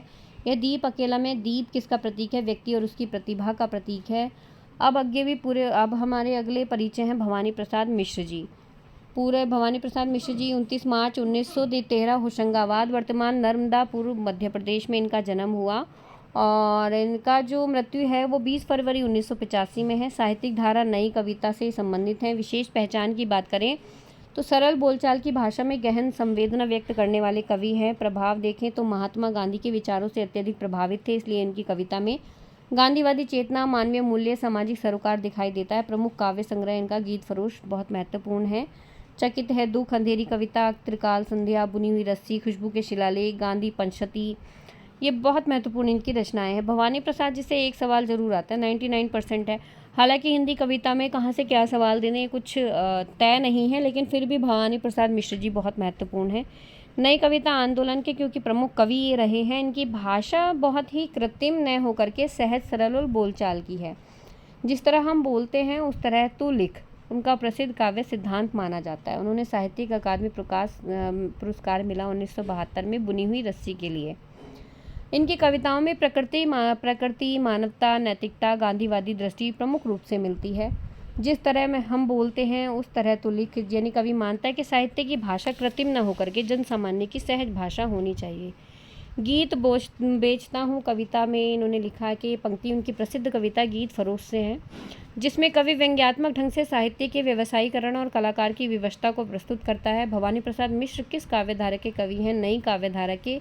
बुनी हुई रस्सी को साहित्य अकादमी पुरस्कार मिला। गीत फरोश किसकी रचना है? भवानी प्रसाद जी की। भवानी प्रसाद मिश्र किस विचारधारा के कवि हैं? गांधीवाद के। यहाँ याद रखने वाला पॉइंट है आपका, नई कविता के प्रमुख कवि गांधीवादी चेतना के कवि हैं। ये गीत फरोश प्रसिद्ध कविता है। इनकी बुनी हुई रस्सी को साहित्य अकादमी मिला 1972 में। जिस तरह हम बोलते हैं उस तरह तो लिख भाषा संबंधी काव्य दृष्टि यहाँ दिखाई गई है इनकी। भवानी प्रसाद मिश्र गीत फरोश और सतपुड़ा के घने जंगल इनकी जो है प्रमुख रचना है। रचनाकार भवानी प्रसाद हैं। गीत फरोश इनका काव्य संग्रह है। यह कविता कवि की सबसे चर्चित रचनाओं में से एक है। इसमें व्यंग्य के माध्यम से साहित्य और कला के बाजारीकरण का चित्रण यहाँ मिलता है। गीत बेचने वाला बताता है, कवि स्वयं को गीत बेचने वाला बताता है। वह समाज की उस विडंबना को उजागर करता है जहाँ कलाकार को अपनी रचनाएं जीविका के लिए बेचनी पड़ती हैं। कविता में कलाकार की विवशता और समाज की संवेदनहीनता का चित्रण है। जी हाँ हुजूर, मैं गीत बेचता हूँ। कवि व्यंग्य पूर्वक कहता है कि परिस्थितियों ने उसे इतना कला का व्यापार करने के लिए मजबूर कर दिया। जी हाँ हुजूर, मैं गीत बेचता हूँ पंक्ति किस कविता की है? तो गीत फरोश से ली गई है। सतपुड़ा के घने जंगल भवानी प्रसाद मिश्र जी की रचना है। इनकी प्रसिद्ध प्रकृति कविता है। इसमें सतपुड़ा पर्वतमाला के जंगलों का सजीव और चित्रात्मक वर्णन किया गया है। जंगल की शांति, रहस्य और प्राकृतिक सौंदर्य का चित्रण है। पेड़ पौधे, लताएं, घास, पशु पक्षियों के माध्यम से प्रकृति का जीवंत रूप प्रस्तुत किया गया है। कविता मनुष्य को प्रकृति के निकट आने का संदेश देती है। सतपुड़ा के घने जंगल, नींद में डूबे हुए से ऊँघते अनमने जंगल। कवि को सतपुड़ा के जंगल ऐसे प्रतीत होते हैं मानो वो गहरी नींद में डूबे हुए, शांत और अलसाए हुए हैं। सतपुड़ा के घने जंगल कविता का मुख्य विषय क्या है? प्राकृतिक सौंदर्य का चित्रण। घने जंगल में रचनाकार यहाँ रचनाकार कौन है? तो ये भवानी प्रसाद मिश्र जी हैं। परीक्षा में याद रखने वाली चीज़ है गीत फरोश कला के बाजारीकरण पर व्यंग्य है। जी हाँ हुजूर, मैं गीत बेचता हूँ। सतपुड़ा के घने जंगल प्रकृति का सजीव चित्रण है। नींद में डूबे हुए अनमने से जंगल अत्यंत महत्वपूर्ण पंक्ति है। भवानी प्रसाद मिश्र जी की भाषा सरल बोलचाल की सहज भाषा है। अगले जो कवि हैं वो हमारे गजानन माधव मुक्तिबोध हैं। 13 नवंबर 1917 इनका समय है। 11 सितंबर 1964 को इनका निधन हो जाता है। साहित्यिक धारा के कवि हैं। नई कविता प्रयोगवाद से जुड़े हुए ये रचनाकार माने जाते हैं। विशेष पहचान है आधुनिक हिंदी कविता के बौद्धिक संघर्ष, आत्मसंघर्ष, सामाजिक चेतना के कवि हैं। नई कविता का सबसे शक्तिशाली कवि इनको माना जाता है। प्रमुख काव्य संग्रह रचनाओं की बात करें तो भूल गलती इनकी रचना है। चांद का मुंह टेढ़ा है। ब्रह्म राक्षस इनकी चांद का मुंह टेढ़ा में है। अंधेरे में इनकी चांद का मुंह टेढ़ा में। तीनों रचनाएं जो हमारे पाठ्यक्रम है वो चांद के मुंह टेढ़ा में लगी हुई हैं। मुक्तिबोध की तीनों महत्वपूर्ण कविताएं चांद का मुंह टेढ़ा में हैं। भूल गलती का सारांश की बात करें तो यह कविता सत्ता की निरंकुशता और जनता की निष्क्रियता पर तीखा व्यंग्य करती है। भूल गलती को कवि ने शासक के रूप में प्रस्तुत किया है। अन्याय को सहन करने वाली जनता की मानसिकता पर प्रश्न उठाया गया है। कविता सामाजिक और राजनीतिक चेतना जगाने का प्रयास करती है। भूल गलती आज बैठी है जिरे वख्तर पहन कर तख्त पर दिल के। अर्थ है यहाँ भूल गलती को मानवीकृत करके दिखाया गया है और गलतियाँ इतनी शक्तिशाली हो गई हैं कि वे हमारे मन और समाज का पर शासन कर रही हैं। नेक्स्ट हमारा है यहाँ पर ब्रह्म राक्षस इनकी कविता। सारांश है कविता उस बुद्धिजीवी वर्ग का प्रतीक है जो ज्ञान तो अर्जित करता है लेकिन उसे समाज के हित में उपयोग नहीं करता। ब्रह्म राक्षस ऐसे आत्मकेंद्रित विद्वान का प्रतीक है। ज्ञान और कर्म के बीच के द्वंद्व को प्रस्तुत किया गया है। महत्वपूर्ण पंक्तियां हैं। भीतरी और बाहरी दो कठिन पाटों के बीच में मनुष्य अपने भीतर के संघर्ष और बाहरी सामाजिक दबावों के बीच में पिसता रहता है। अगली कविता इनकी अंधेरे में है। सारांश करें तो मुक्तिबोध की सबसे प्रसिद्ध और लंबी कविता है अंधेरे में। इसमें मध्य वर्ग बुद्धिजीवी के आत्मसंघर्ष, भय, अपराध बोध, सामाजिक विसंगतों का चित्रण है। अंधेरा यह सामाजिक, राजनीतिक, मानसिक संकट का प्रतीक है। कविता में आत्मविश्लेषण और व्यवस्था विरोधी चेतना दिखाई गई है। महत्वपूर्ण पंक्ति हैं अब तक क्या किया, जीवन क्या जिया। कवि स्वयं से प्रश्न करता है कि उसने अपने जीवन और समाज के लिए वास्तव में किया क्या है। अंधेरे में किसकी कविता है? मुक्तिबोध की। ब्रह्म राक्षस किसका प्रतीक है? निष्क्रिय बुद्धिजीवी वर्ग का। भूल गलती कविता किस काव्य संग्रह में संकलित है? चांद का मुंह टेढ़ा में। मुक्तिबोध की प्रसिद्ध लंबी कविता कौन सी है? अंधेरे में। मुक्तिबोध किस काव्य धारा के प्रमुख रूप से जुड़े हुए हैं? नई कविता से। ठीक है, तो मुक्तिबोध नई कविता के प्रमुख कवि। अंधेरे में प्रसिद्ध लंबी कविता। भूल गलती, ब्रह्म राक्षस, अंधेरे में, चांद का मुंह टेढ़ा में संग्रहित रचनाएं हैं। ब्रह्म राक्षस निष्क्रिय बुद्धिजीवी का प्रतीक है। अब तक क्या किया, जीवन में क्या जिया, अत्यंत महत्वपूर्ण पंक्ति है। ठीक है, धूमिल हमारे अगले कवि आ जाते हैं। धूमिल यहाँ पर, जिनका नाम पूरा है सुदामा पांडे। महत्वपूर्ण तथ्य है वास्तविक नाम सुदामा पांडे है। जन्म इनका खेवली ग्राम बनारस में हुआ 1936 में। ITI से विद्युत डिप्लोमा इन्होंने ले रखा है। मृत्यु 1975 में ब्रेन ट्यूमर के कारण इनकी हो जाती है। इनकी मृत्यु का कारण पूछा जा सकता है तो ब्रेन ट्यूमर के कारण इनका निधन हुआ था। प्रमुख काव्य संग्रह है इनके संसद से सड़क तक, कल सुनना मुझे, सुदामा पांडे का प्रजातंत्र। ये इनकी रचनाएं इनकी बात करें, राजनीतिक चेतना के कवि रहे हैं। व्यवस्था विरोधी स्वर इनका देखने के लिए मिलता है। आम आदमी की पीड़ा का चित्रण इन्होंने किया है। तीखा व्यंग्य बोलचाल की भाषा, लोकतंत्र की विसंगतियों का उद्घाटन इन्होंने किया है। इनकी कविता नक्सलबाड़ी, जो यह कविता नक्सलबाड़ी संसद से सड़क तक में संकलित है। नक्सलबाड़ी आंदोलन के प्रभावित होकर के लिखी गई है। स्वतंत्रता के बाद की निराशाजनक परिस्थितियों का चित्रण हुआ है। शोषित वर्ग के प्रति कवि की सहानुभूति, व्यवस्था के प्रति आक्रोश यहाँ देखने के लिए मिलता है। नक्सलबाड़ी कविता किस काव्य संग्रह में है? संसद से सड़क तक में है। नक्सलबाड़ी आंदोलन मुख्यतः किससे समृद्ध है? किसान विद्रोह से संबंधित। मोचीराम अगली कविता संसद से सड़क तक में ही संकलित है। एक मोची के माध्यम से समाज के वर्ग और जाति व्यवस्था पर प्रहार किया है। निम्न, माध्यम और उच्च वर्ग का चित्रण हुआ है। मनुष्य की समानता का संदेश दिया गया है। महत्वपूर्ण पंक्तियां यहाँ बात करें तो मेरी निगाह में न कोई छोटा है न कोई बड़ा है, मेरे लिए हर आदमी एक जोड़ी जूता है। मोचीराम के लिए सभी मनुष्य समान है, वह किसी को ऊंचा नीचा नहीं मानता। इनकार से भरी हुई एक चीख और एक समझदार चुप, दोनों का मतलब एक ही है, यानी अर्थ है इसमें अन्याय के विरुद्ध प्रतिरोध, चाहे आवाज़ उठा करके हो या मौन रह करके, दोनों समाज परिवर्तन में महत्वपूर्ण है। मोचीराम कविता का प्रमुख पात्र कौन है? मोची। मेरे लिए हर आदमी एक जोड़ी जूता है, सभी समान है। अकाल दर्शन इनकी अगली कविता है। संसद से सड़क तक में ही संकलित है। 1966 में बिहार और उड़ीसा में जो अकाल की पृष्ठभूमि है उससे संबंधित ये रचना है। भूख और व्यवस्था पर प्रश्न चिन्ह है। सत्ता की संवेदनहीनता का चित्रण है। कवि जनता नहीं व्यवस्था से क्षुब्ध है। महत्वपूर्ण पंक्ति है, भूख कौन उपजाता है? कवि पूछता है कि भूख का वास्तविक कारण कौन है? प्रकृति या दोषपूर्ण व्यवस्था? पेड़ों पर बच्चे नहीं, हमारे अपराध फूलते हैं, यानी समाज की असमानता और सत्ता की विफलताएं ही समस्याओं की असली वजह है। अकाल दर्शन किस समस्या पर आधारित है? किस समस्या पर आधारित है? अकाल और भूख पर आधारित है। ठीक है। और भूख कौन उपजाता है? व्यवस्था उपजाती है। रोटी और संसद इनकी अगली कविता है। कल सुनना मुझे में संकलित है ये रचना। ठीक है, कल सुनना मुझे में संकलित है ये रचना। मात्र ये चौथी रचना जो है कल सुनना मुझे में संकलित है, बाकी वो तीनों एक में ही हैं।